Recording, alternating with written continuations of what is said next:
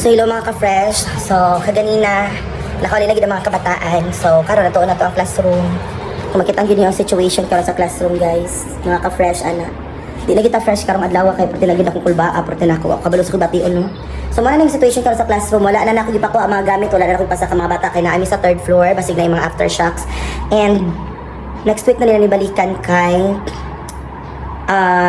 sila dyan nakabalo sila mga gamit dito. So ako ilabtan, wala ako i-arrange and all. And thank you po sa paspas ng mga info nga na-receive namo today nga makauli ng mga bata og sayo at the same time kami po teachers makauli po nagka-deliver mga earthquake proof no. Salamat kaayo mo ginang amo ginakuan sa kay maulahi baya tag papauli sa mga kuan magtan patadrig hapon.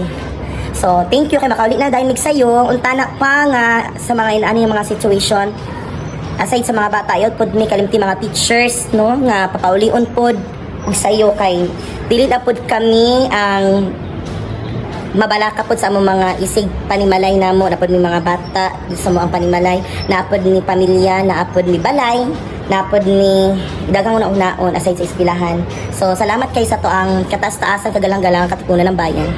So mag-ampita kanunay guys and always pray, don't forget to pray and always stay fresh. Ano na lang. So panaog na ko. So wala na gitao din hi, it's all clear. Magagamit sa mga kabataan sa ubang section. So din hi apod. Today is October 10. Thank you, G.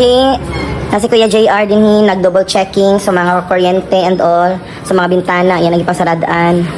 So nga na mga atake din hi And thank you sa kaayo sa mga ginikanan nga ni respondi dayog kalit no, pina-update jud kay lahang pag-abot sa eskwelahan.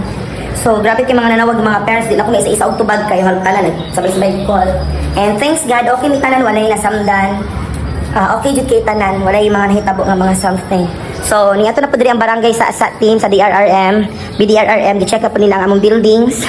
Pero dapat sila double checking mahitabo. I think tomorrow kay para pwede na ba mi makabalik pagkaabot sa Lunes. So as of now, manguli namin sayo kay para makakuan na po ni, maka-atake na po ni sa among mga panimalay. I-check ko na mga among kuan balay. Di ba Ma'am Ja? Yes. Okay. So, muna na siya ang atake karon. Happy National Teachers Day guys. Yeah. Uy, ang bitso-bitso di ay, sa di ay. Di na to kalimtan ang pabitso-bitso ni Ma'am Shisa Libay. Ma'am Shisa Libay. Ayan. Bisan pag na ay kuan calamity, si Ma'am Shisa Libay nagpadala og bitso-bitso. Salamat kay Ma'am Shi ay ako kay ning tabang sa mong ang pagkuan, pagkupal sa mong emosyones. And Ma'am Olive, thank you Ma'am Olive sa paspas. Grabe si Ma'am Olive guys sa pag-respondi no, the announcement and all. Lupigon pa ang katastasan.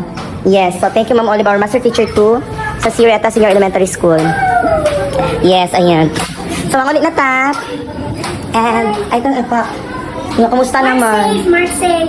Yes, Me and safe. my family in Davao City and Yes. my colleagues. So na-celebrate kasi maka 20th Yeah. 20th years in service diri sa DepEd. Dili ka 20th mo na dyan nahitabo ng pasabog. Yes. Hindi pasabog. Pasabog. Palinog. Nasa mga palinog. Yes. Oh, okay na ko. Buhita ko. Ayan, okay. Dagan yung mga nanang mapakamusta na. Thank you so much, Ma'am Sai. Og sa tanan, Merry Christmas in advance. Okay, tara tayo. Ulit na ta. Buhay pa, buhay pa. Buhay pa. Ang ina, buhay pa mo. Buhay pa mga atake. Wala na ni bye. So laban na ta. Hala, mga story sa